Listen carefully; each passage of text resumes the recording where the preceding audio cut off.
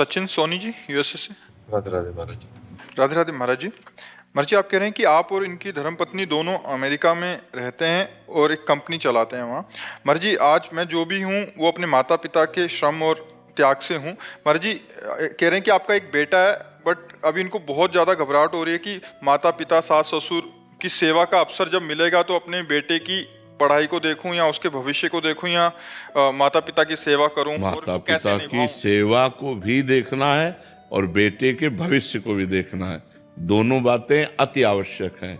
अगर बेटे के भविष्य के लिए माता पिता की सेवा छोड़ देते हैं तो आपका भविष्य और आपके बेटे का भविष्य चौपट हो जाएगा।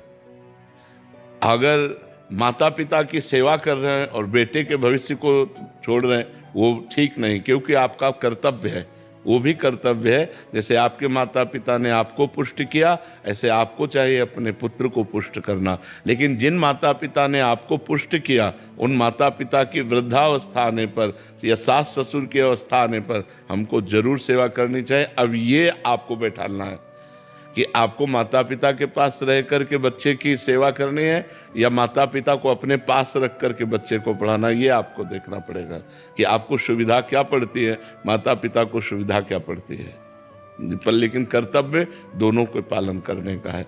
जो अपने माता पिता की सेवा नहीं करते वो आध्यात्मिक और लौकिक उन्नति बिल्कुल नहीं कर सकते। आज कर रहे हैं तो कल नष्ट हो जाएंगे।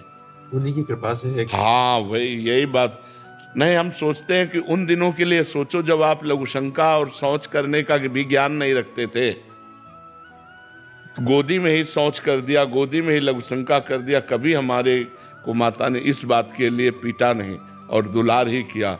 आज वो सैया पर अगर शौच कर देते हैं तो हमारा कर्तव्य है हमको वैसे ही दुलार करते हुए उनकी सेवा करनी चाहिए। वो बड़े निकृष्ट हैं, वो बड़े नीच हैं जो जवान होकर अपने वृद्ध माता पिता को पीड़ा पहुंचाते हैं और उनकी सेवा नहीं करते। उनकी बड़ी दुर्गति होगी।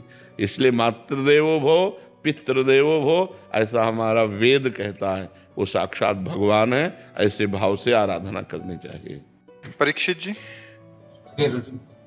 श्री हरिवंश महाराज जी। महाराज जी, आप जब भी कोई मुसीबत आती है, डर लगता है, तो आपका ख्याल आता है, उससे लगता है कि उस डर को मैं भगा दूंगा और भाग भी जाता है। आपके समक्ष आकर पुनः आपको देखकर खुद को ताकतवर बना लेता हूँ महाराज जी। सभी डरों को पराजित कर लेता हूँ, लेकिन ये डर लगता है कि यदि कल आप नहीं रहे, किसी से शक्ति लूंगा मैं, कौन मुझे संभालेगा। अब ये समस्या तो बड़ी भारी है ही। क्या ये समस्या तो बड़ी भारी है ही, क्योंकि ये मृत मरण धर्मा शरीर है और रोग ग्रसित है।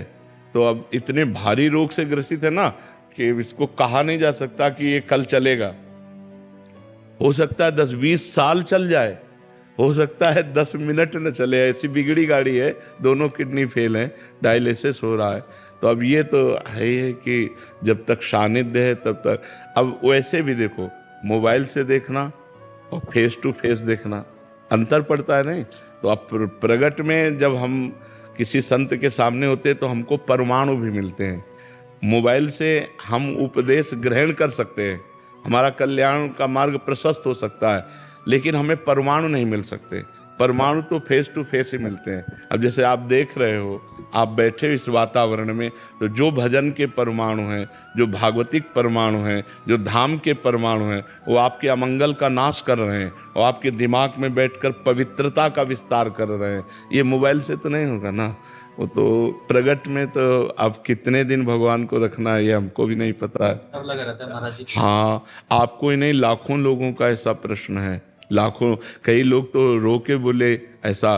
और आपका जैसा प्रश्न है ऐसा हमारा भी प्रश्न है कि हम अपने गुरुदेव से संचलित हैं। अगर कल मुझे पता चले कि मेरे गुरुदेव अंतर्ध्यान हो गए तो जैसे प्राण निकल गए ऐसा शरीर रह जाए, फिर क्या रह जाए। गुरुदेव बैठे हैं तो इतना साहस है कि हमारे गुरुदेव है ना।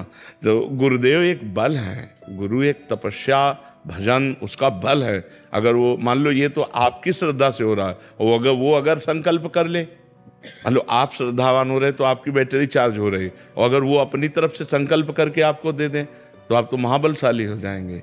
तो ये बात होती है कि प्रगट तभी तो होता है कि सौभाग्य है कि प्रगट में संतों का संग मिले। नहीं तो जब संत चले गए तो फिर उतना बात का प्रभाव भी नहीं रहता। जैसे हम हैं तो मोबाइल में उतना प्रभाव भी पड़ रहा है, और जैसे हमारा शरीर न रहे तो अभी वो सब ऐसे हो जाएगा, फिर उसका वो प्रभाव नहीं पड़ेगा, उतना प्रभाव नहीं पड़ेगा, वो धीरे धीरे धीरे धीरे सब शांत हो जाएगा। तो प्रगट में जब तक संत रहते हैं तब तक धूम मची रहती है, जहाँ वो अंतर ध्यान हुए तो धीरे धीरे माया धूल डाल देती है उनके प्रभाव में, उनकी वाणी में, उनके। तो जब तक महापुरुष प्रगट में रहते हैं तब तक विशेष प्रभाव रहता है, और जब अंतर ध्यान हो जाते हैं तो धीरे धीरे माया फिर धूल डाल देती है अपनी, और उनका प्रभाव अंतर ध्यान हो जाता है। पर जो श्रद्धालु हैं, श्रद्धापूर्वक उनकी बात को मानते हैं, वो आजीवन उनकी बात पर मानकर उनका प्रगट अनुभव करते हैं। प्रगट अनुभव, जैसे नारद जी हैं, तो हैं सृष्टि में तो हैं पर हमारे सामने नहीं। अब हम अगर नारद जी की बात मानते हैं और नारद जी की भक्ति करते हैं तो हमारे सामने भावना में आने लगते हैं कि बीणा लिए नारद जी ऐसे हैं, भावना में आने लगते हैं। मतलब भावना में वो आए, वो केवल कल्पना नहीं है, वो हमारी भावना में आए। तो जैसे प्रेमानंद, अब आप बात प्रेमानंद की मान रहे हैं तो आपकी भावना में प्रेमानंद आएंगे, वो झांकी आएगी, क्योंकि भगवान ही प्रेमानंद है। ये शरीर प्रेमानंद थोड़ी है, प्रेम और आनंद तो भगवान ही है ना। तो वही आएंगे, वही तुम्हारी रक्षा करेंगे और वही आपको सपोर्ट करते रहेंगे। ये शरीर तो लिमिट समय का, आप कितना समय ये हमको भी नहीं पता है, आप कितने मिनट का है, कितने घंटे का या कितने वर्ष का, इसका कुछ पता नहीं, आपका भी नहीं पता है। नहीं, इसका बड़ा विचित्र खेल है। बीमार बैठे रहते, स्वस्थ चले जाते हैं। ये भाई, ये भगवान की बड़ी विचित्र लीला है। तो आप चिंता न करो, हम तुम्हारे साथ हैं, चाहे ऐसे चाहे वैसे, ठीक है। प्रदीप जी जयपुर से। राधे राधे। राधे राधे महाराज जी। महाराज जी, कर्म क्या है? क्या सचमुच किसी व्यक्ति के कर्म का फल भगवान तय करते हैं? जी, कर्म का ही तो फल मिल रहा है जेल में। जेल में कर्मों का ही तो फल है। कुकर्म हो गए तो पूरी जेल भरी हुई है। कर्म वो होता है जो हमारे मन में स्फुरणा होती है, संकल्प बनता है, बुद्धि निश्चय करती है, फिर इंद्रियों से चेष्टाएं होती है, उसे कर्म कहते हैं। कर्म दो प्रकार के होते हैं, एक शुभ कर्म और एक अशुभ कर्म, जिनको कहते हैं पाप कर्म, अशुभ कर्म, और पुण्य कर्म, शुभ कर्म। दोनों का फल अवश्य में वो भोक्तव्यम कृतम कर्म शुभाशुभम, अवश्य भोगना पड़ता है, उनका परिणाम भोगना ही पड़ता है। कोई कितना भी बड़ा ऋषि महर्षि हो, उसको भी भोगना पड़ता है। इसलिए कर्म बहुत होश से करे, बेहोश होकर न करे, प्रमाद में न करे, नहीं तो उसका दंड मिलता ही है। अब देखो, कर्म है, किसी बहन बेटी को छेड़ दिया, अब डंडा चलेंगे, पुलिस ले जाएगी, मुकदमा चलेगा, उसको सजा मिलेगी। कर्म है, क्रोध आ गया, हम किसी की हिंसा कर दी, आजीवन कारावास। हिंसा 5 मिनट में हुई और उसका दंड पूरे जीवन भोगना पड़ेगा। या ज़्यादा अपराध बन गया तो फांसी की सजा मिल जाएगी। तो कर्म ही तो है। और अच्छे कर्म हो गए तो देखो, राष्ट्रीय सम्मान मिलता है, समाज में आदर मिलता है, और यहाँ सुख मिलता है, और परलोक में भी सुख मिलता है। सारा खेल कर्म का है। कर्म प्रधान विश्व रचि राखा, और जो जस करे तासि फल चाखा। कर्म की प्रधानता से विश्व की रचना हुई है, जो जैसा करता है वैसा फल भोगता है। समझ पा रहे आप? इसलिए बहुत होश से कर्म करे, और होश बनाने के लिए नाम जप है। जब तक नाम जप नहीं तब तक बेहोश ही हो। जानते हो कि ये कर्म नहीं करना चाहिए, फिर भी करोगे। अगर नाम जप है तो तुम्हारे अंदर जलन पैदा हो जाएगी, तुम्हारे अंदर बल आ जाएगा कि नहीं नहीं, हमें पाप कर्म नहीं करना है। सब कोई जानता है पाप कर्म किसे कहते हैं और पुण्य कर्म किसे कहते हैं। भगवान ने इतना ज्ञान सबको दिया है, और जब कोई कर्म करने चलता है तो भगवान अंदर से प्रेरणा करते हैं, ये गलत है, मत करो। लेकिन हम लोग इतने मलिन स्वभाव के हैं कि अंदर की बात को न मानकर और कर्म कर बैठते हैं, और बाद में सोचते हैं कि यार हृदय में तो आया था, पहले अंदर आया था कि यार ना करें, पर यार अब कर दिया, तो फिर अब भोगना पड़ता है। इसलिए कर्म बहुत संभाल करके। वर्तमान में कभी किसी सत्कर्म का विपरीत फल मिले तो इसका क्या अर्थ समझ? नहीं, सत्कर्म का विपरीत फल मिलता ही नहीं है, वो आगे मिलेगा। हाँ, जैसे हमने आज सत्कर्म किया और आज हमको कष्ट मिल रहा है, तो ये हमारे सत्कर्म का नहीं मिल रहा, ये हमारे पूर्व पाप कर्म का मिल रहा है। आज जो सत्कर्म किया है, आगे फसल, आगे हमें ये सुख देगा। लेकिन आज हम अच्छे से चल रहे हैं और दुख भोग रहे हैं, तो इसका मतलब है पूर्व के पाप हमें दंड दे रहे हैं और अभी का जो अच्छा कर्म है वो हमारा भागवतिक बैंक में जमा हो रहा है, जो हमें आगे प्राप्त होगा। जैसे किसान की फसल तुरंत अन्न नहीं दे देती, कई महीने लगते हैं, ऐसे बड़ी सरकार है हमारी तो बहुत लेट नंबर आता है। जैसे अभी है तो मुकदमा कई वर्ष नहीं चलता, किसी केस का कहो मुकदमा सालों चलता रहे, कहो 10 साल चलता रहे, कभी कभी तो उतनी जितनी सजा भोगनी होती है उतना तो मुकदमा में वो जेल में बंद रहता है। तो ऐसे ही भगवान की बहुत बड़ी अदालत है, अनंत ब्रह्मांडों के जीवों का हिसाब है, होता 1 सेकंड के कम हिस्से में है, पर जब होगा बहुत फाइनल में होगा, तो इसलिए बहुत समय लगता है। जैसे आज पाप कर्म किए तो कहो 5 जन्म बाद उसका दंड मिले जाकर तुम्हें, तो लगेगा हमने इस जन्म में तो पाप किया नहीं, लेकिन भोगना पड़ेगा, वो अवश्य में भोगतव्यम, क्योंकि जीवात्मा वही है, शरीर बदल गया। जैसे कोई क्रिमिनल हो और वो पैंट शर्ट पहनता हो, फिर धोती कुर्ता पहनने लगे या वो सलवार कुर्ता दुपट्टा धारण करने लगे, तो पहचानने वाला तो पहचानता ही वही क्रिमिनल है। तो भगवान तो जानते हैं ना ये वही जीव है जो पूर्व जन्म में पाप कर्म किया है, तो उसको वही दंड दे देते, जाओ तुम्हें ये भोगना। अब इस जन्म में उसने कोई पाप किया नहीं वैसा, लेकिन पूर्व जन्म का पाप कर्म आकर उसे दंड देता है। जैसे संतों को है, मान लो कोई बचपन से संत है, देखो रामकृष्ण परमहंस जी के गले में कैंसर था, भाई जी हनुमान प्रसाद पोद्दार जी के उदर में कैंसर था, बड़े बड़े संतों को बड़े बड़े कष्ट भोगने पड़े, क्योंकि पूर्व में किया हुआ पाप भोगना पड़ेगा। भगवान को भी भोगना पड़ा, वो कानून से अलग नहीं रहते। भगवान ने छुप करके बाली को मारा व्याध की तरह, तो कृष्णावतार में अगले जन्म में अंतिम समय व्याध ही भगवान के चरणों में बाण मारता है, तब वो परम पद को जाते हैं। तो ये कानून है। तो भागवतिक जो कानून है वो एक राय भर नहीं बख्शता।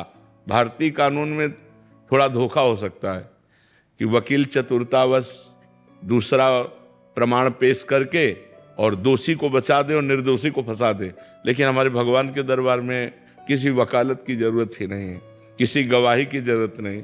1 सेकंड में उस जीव का हिसाब हुआ फाइनल। अब अगर उस हिसाब को बदलना चाहते हो तो नाम जप करो, दूसरों का उपकार करो, तीर्थों का अवगाहन करो, भगवान की कथा सुनो, जिससे सारे पाप तुम्हारे नष्ट हो जाएं। तो ये जो बल है ये तुम्हें बचा लेगा। नाम बल, भगवान का सेवा बल, परोपकार, ये बचा लेगा। अब दूसरों को दुख देना, पाप कर्म करना, तो फिर नाना प्रकार के नरकों को भोग कर यहाँ भी दुर्गति भोगनी पड़ती है।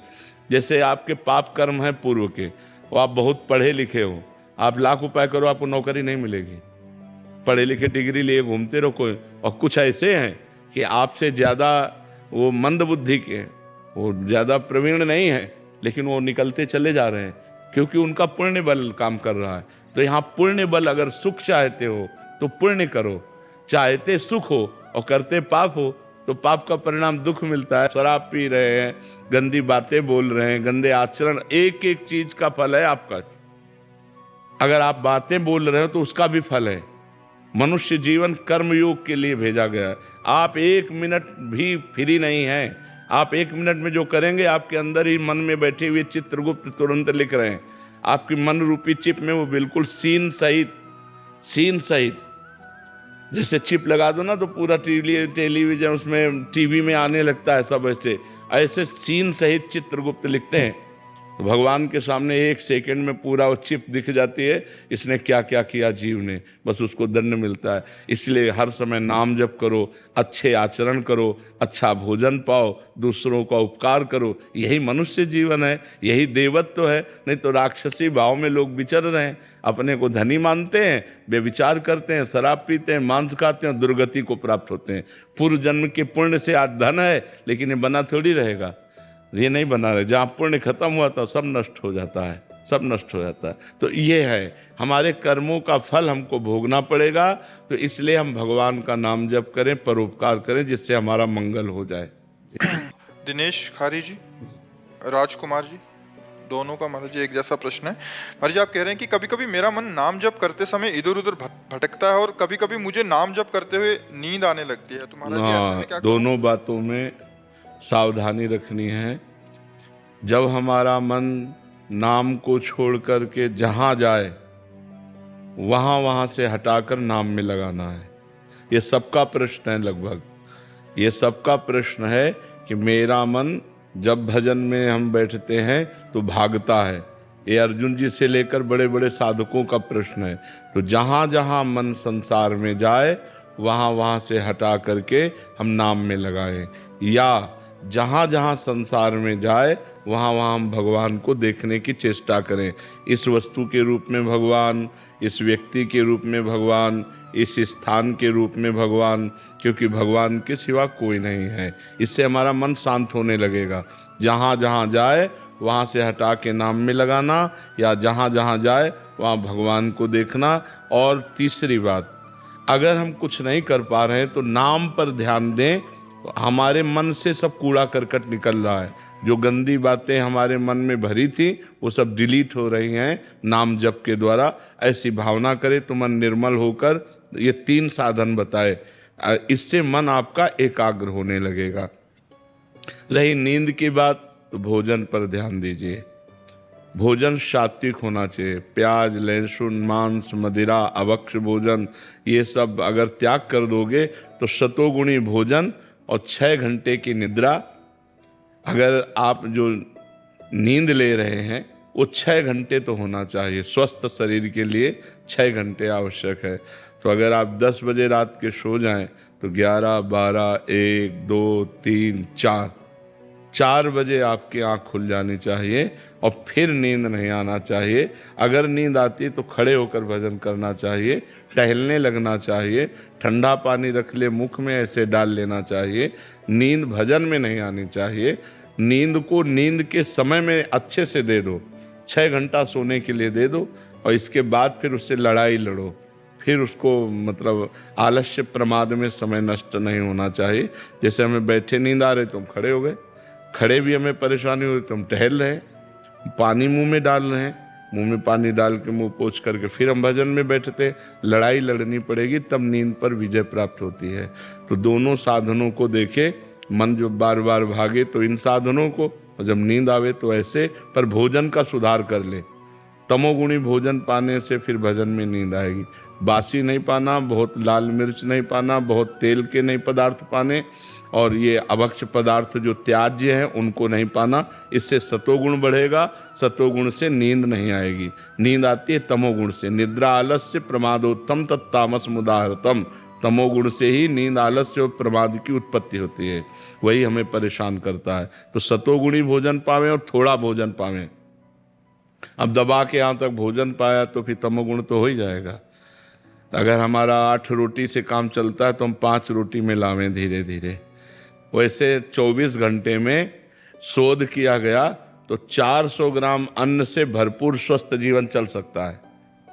पर अपने देखो, किलो 2 किलो तो एक बार में हो जाता है। सब्जी, दाल सब मिला के खान पान। अब पानी चाहिए। जैसे हम 1 किलो अन्न पाए तो हमें 2 किलो पानी चाहिए, उसमें डबल पानी तो हमें चाहिए ना। और फिर वायु के लिए जगह चाहिए पेट में थे। अब पेट में दबा के अन्न ही भर लिया, फिर पानी तो ऊपर सांस फूल रही है और भजन में मन नहीं लगेगा। प्रमाद स्थिति। अल्पाहार, थोड़ा भोजन पाए, अच्छे से जल जितनी आवश्यकता है 3-4 लीटर 24 घंटे में तो जल चाहिए ही, और वायु के लिए जगह खाली रहनी चाहिए। तो साधक साधना कर सकता है। नहीं तो अब होड़ लगा कर भोजन पाने वाले हैं कि हम तो भी भजन नहीं होगा। जिसका भोजन नीरस उसका भजन सरस, और जिसका भोजन सरस उसका भजन नीरस। पक्की बात समझ लो। भोजन में बेस्वाद पाना चाहिए। दाल रोटी सब्जी उसमें कोई स्वाद, लेकिन स्वाद नाम में लेना चाहिए। राधा राधा राधा, तब स्वाद आएगा। अब अभी तो भोजन और भोग यही 2 पिंड नहीं छोड़ रहे। रसेंद्री और जनेंद्री के भोग यही पिंड नहीं छोड़ रहे। तो खूब नाम बढ़ाओ आगे, धीरे धीरे ठीक हो जाएगा। श्री हरिवंश महाराज जी, आपके चरणों में कोटि कोटि प्रणाम। महाराज जी, आपकी कृपा से आपके बताए हुए मार्ग पर चलने की कोशिश कर रहा हूँ, लेकिन महाराज जी कोई भी संकल्प 15 से 20 दिन से ज्यादा उसका पालन नहीं कर पाता। उसका कारण है ब्रह्मचर्य की हीनता। आगे वही लिखा कि मतलब बार बार गिरा देती है ये काम वासना। तो महाराज जी जीवन मतलब मेन पॉइंट जो है वो ब्रह्मचर्य खंडन है। अगर थोड़ा ब्रह्मचर्य पर ध्यान दे दीजिए तो दिनचर्या ठीक हो जाएगी। ब्रह्मचर्यहीन पुरुष की कभी एक दिनचर्या नहीं चल सकती, ये पक्का नियम है। और ब्रह्मचारी की दिनचर्या में कभी फर्क नहीं पड़ सकता। इसलिए कोशिश करो नाम जप करते हुए पवित्र आहार, अल्पाहार लेते हुए, कुसंग का त्याग करते हुए, मोबाइल से या व्यक्ति से कुसंग ना होने पावे, शास्त्र विरुद्ध संग ना होने पावे, और अपने हाथ से कोई ऐसे आचरण न करे, तो फिर ब्रह्मचर्य का पोषण जरूरी है। परमार्थ में चलने के लिए ब्रह्मचर्य अति आवश्यक है। यदि चाहे वो गृहस्थ ही क्यों ना हो, तो गृहस्थ का मतलब थोड़ी कि रोज पे विचार करो, नहीं, एक उसमें भी मर्यादा है। शास्त्र में वर्णन है कि मासिक धर्म के होने के 1 सप्ताह बाद पवित्र होने पर संतानोत्पत्ति के लिए गृहस्थ धर्म में लिखा हुआ है 1 महीने में एक बार संतानोत्पत्ति के लिए मासिक धर्म के 1 सप्ताह बाद बकाया ब्रह्मचर्य रहे। तो गृहस्थ में भी ब्रह्मचर्य की आवश्यकता है। ऐसा थोड़ी कि मनमानी आचरण तो फिर नष्ट हो जाएगा, क्योंकि जीवनी शक्ति है ब्रह्मचर्य, वो जब तक ठीक नहीं रहेगी तब तक ठीक नहीं रहेगा। तो ब्रह्मचर्य पर सुधार करो। क्यों भाई? हाँ, मतलब कोशिश पूरी करते हैं महाराज जी, लेकिन 10 दिन एकदम अच्छे से रहेंगे। हाँ। फिर कभी कभी ऐसा हो जाता है कि एक बार गलती हो जाती है तो पूरा चीज वो हाँ, हो जाता है, वो मन खिन्न हो जाएगा, मन हार जाएगा, फिर उत्साह नहीं रह जाता। वो आपका ही नहीं, सबका होता है। तो जो हमारे उत्साह को नष्ट करे, भगवत प्राप्ति के मार्ग में उत्साहहीनता पैदा कर दे, उसके प्रति तो बुरा भाव आना चाहिए ना। धिक्कार है हमारे जीवन को, जो मैं ऐसे गिर जाता हूँ, अब नहीं गिरूंगा, फिर चलो, फिर अगर गिर जाओ तो फिर अंदर से क्लेशित हो, फिर तो एक दिन आप ऐसा आएगा क्रॉस कर जाओगे। और अगर आप हार गए तो फिर परमार्थ से भ्रष्ट कर देगा। जब हमसे गलती हो जाती है तो सीधा हमारे परमार्थ पे अटैक होता है। जो हमारी साधना चल रही होती है वो शिथिल हो जाती है कि यार अब क्या करें, अब तो फेल हो गए। नहीं, हम फिर कमर कसें, फिर आगे बढ़ें। 1000 बार फेल हो जाए तो 1000 बार हम प्रयास करें। ये मनुष्य जीवन को हम व्यर्थ नहीं जाने देंगे, हम इसे भगवान की प्राप्ति करा के ही रहेंगे। समझ रहे हो ना? हारो मत। जब आपका साधन आगे बढ़ जाएगा तो सब प्रपंच छूट जाएगा। अभी साधन ही लड़खड़ा रहा है, बार बार साधन टूट रहा है। 10-5 वर्ष एक रस साधन चल जाए, वही सिद्ध हो जाएगा। तो आप थोड़ी मेहनत करो, थोड़ी हिम्मत करो, थोड़ी लड़ाई लड़ो मन से, तभी आप जीत पाओगे। और नाम जप करते रहो। नाम जप करते हो? हाँ, नाम जप करते रहो और लड़ाई लड़ते रहो। ये लड़ाई है बहुत बड़ी लड़ाई, पूरे विश्व को चौपट किए यही मन, पूरे विश्व को चौपट किए। मनमानी आचरण भोग बस इसी में लगाए हुए। परमार्थ ऐसे चढ़ाई और पतन ऐसे है, तो चाहे जैसे जल को छोड़ो तो नीचे की तरफ सद से चला जाएगा, लेकिन ऊपर की तरफ चढ़ाना है तो यंत्र की जरूरत पड़ेगी। ऐसे ही मन को छोड़ो, भोगों में चला जाएगा, लेकिन ऊपर चढ़ाना है तो नाम और मंत्र की जरूरत पड़ेगी। जितना नाम और मंत्र जप करोगे उतना ही मन ऊर्ध्वगामी होगा, और जितना आप छोड़ दोगे उतना ही अधोगामी हो जाएगा। इसलिए खूब नाम मंत्र जप करो, और शास्त्र के अनुसार जो निषेध है उसका संग मत करो। पराई बहन बेटी का संग मत करो, मोबाइल से गंदी बातें मत देखो, गंदे लोगों का संग मत करो, गंदे विचारों को अंदर जब आए तो उनको काटो नाम जप के द्वारा, कोई गंदी क्रिया ना होने पावे, तब जाकर हम आगे परमार्थ में बढ़ते हैं। महाराज जी, नाम जप करते करते कब नाम छूट जाता है और कब गलत चीज में लग जाते हैं महाराज जी, इसका पता नहीं। हाँ, एकाग्रता भी समझ नहीं पाई ना, नहीं तो 1 सेकेंड की भी हरकत को पता चल जाता है मन की। जब आप एकाग्र होंगे ना, अंतर्मुख होंगे, तो 1 सेकेंड के हरकत मन गया। अभी प्रमाद स्थिति है, इसलिए अभी मलिनता है, इसलिए पकड़ नहीं पाते हो, और नाम बढ़ाओ। फिर भी अपने को सौभाग्यशाली मानते हैं कि आपका सानिध्य प्राप्त हुआ, नहीं तो पूर्व कर्म तो बिल्कुल मतलब कब के खत्म हो चुके थे महाराज। हाँ बिल्कुल, नहीं, आप हिम्मत करके चलो, जीतना है, हारना नहीं। ठीक है, आप हिम्मत करके